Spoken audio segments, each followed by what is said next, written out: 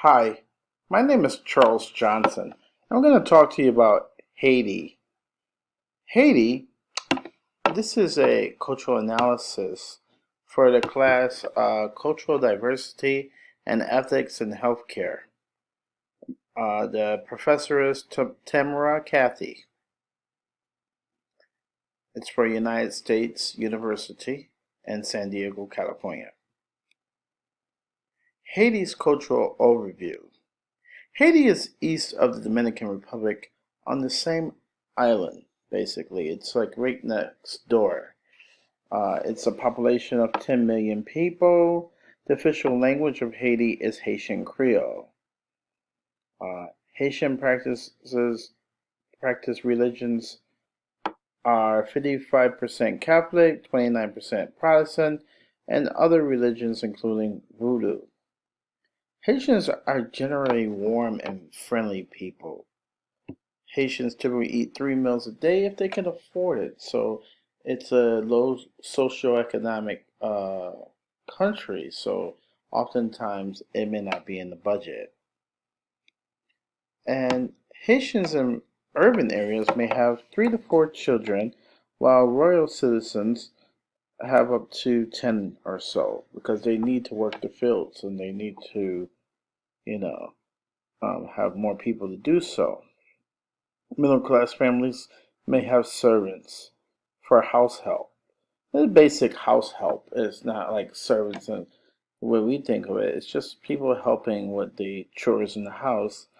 In the rural areas, the men work the fields, and men are the earners, but the women control the household. Typically, you see that here as well.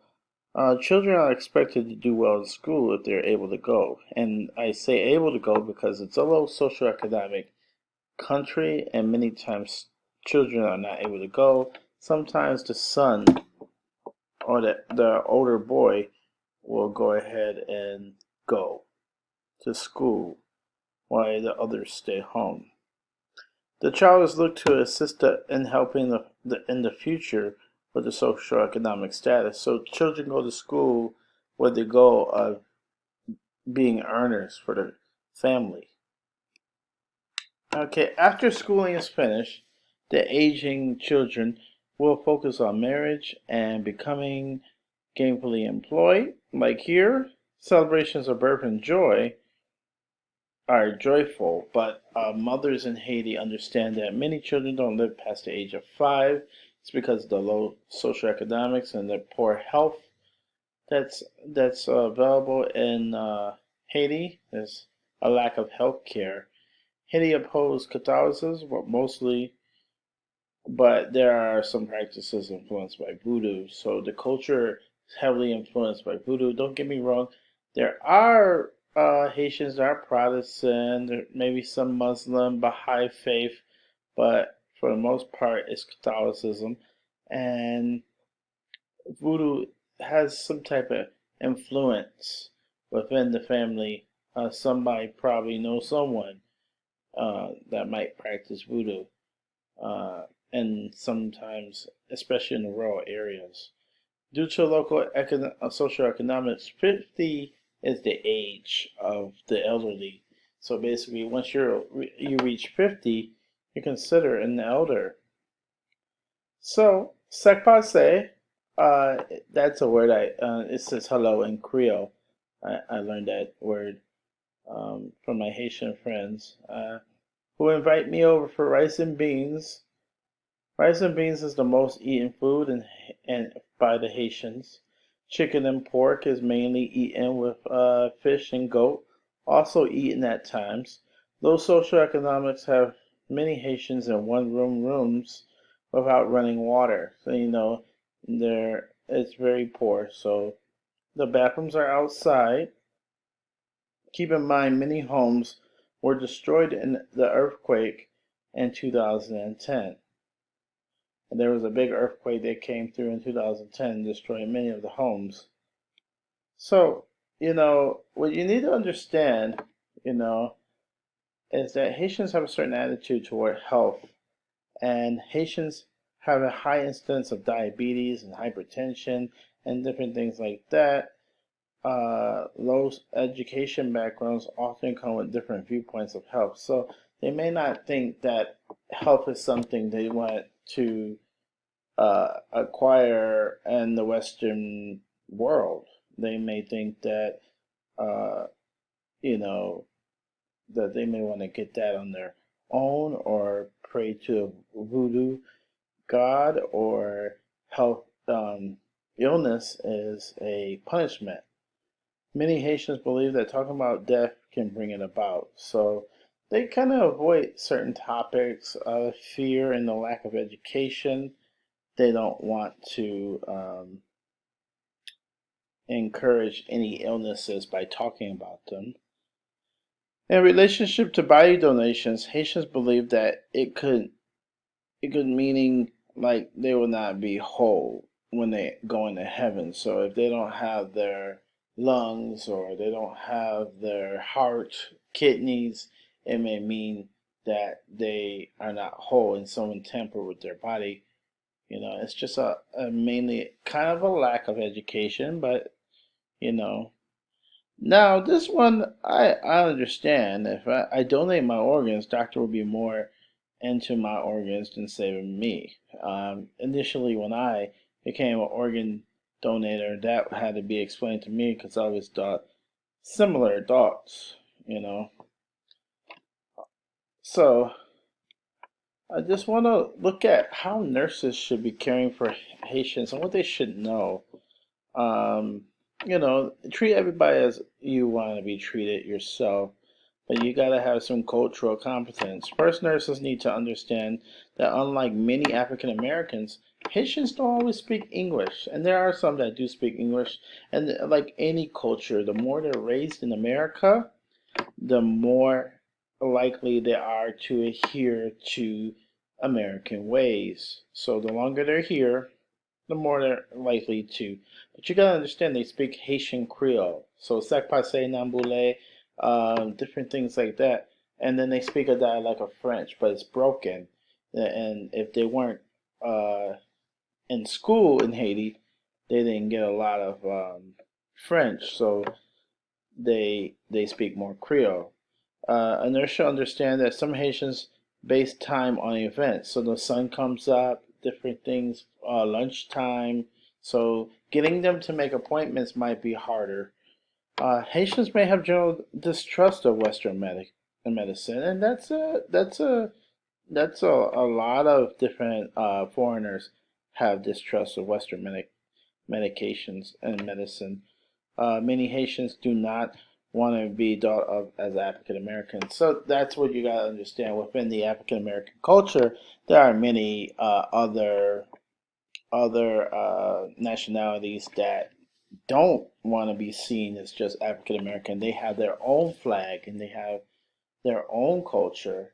And just like many Caribbeans or Africans, they want to be recognized as such.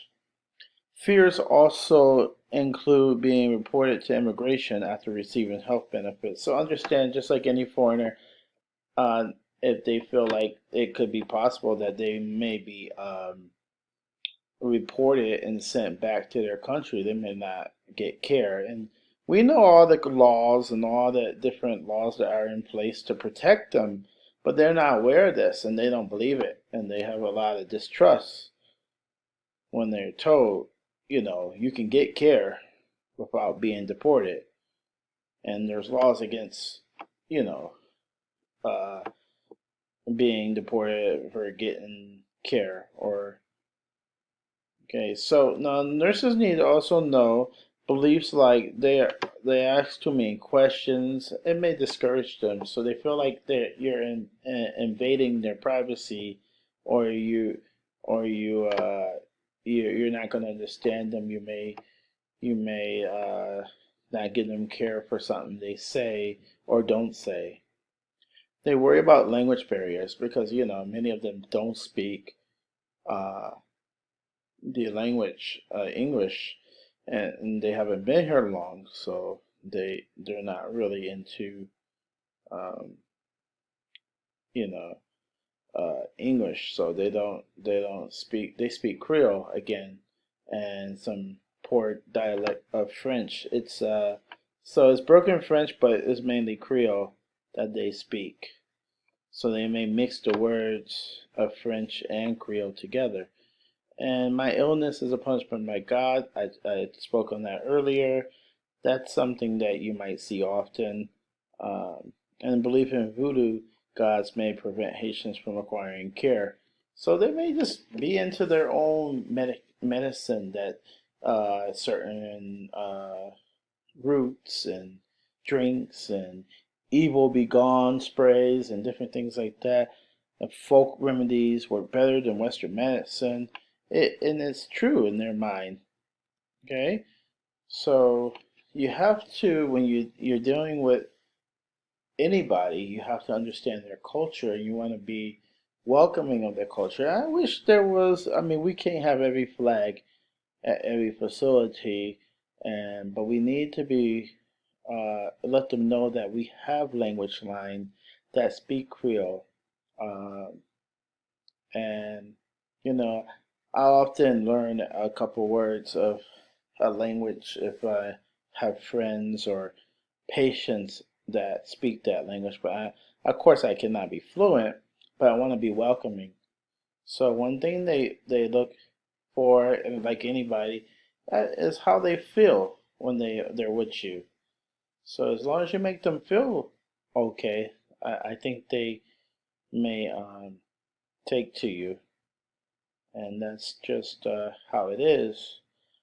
Keep in mind, a lot of Haitians now are have family, and they've been in the United States for a long period of time. So they they may even think about, they're more equipped. They're getting degrees, they're becoming doctors, they're becoming lawyers. So they no longer, you can't tie them all into um, just low socioeconomic status.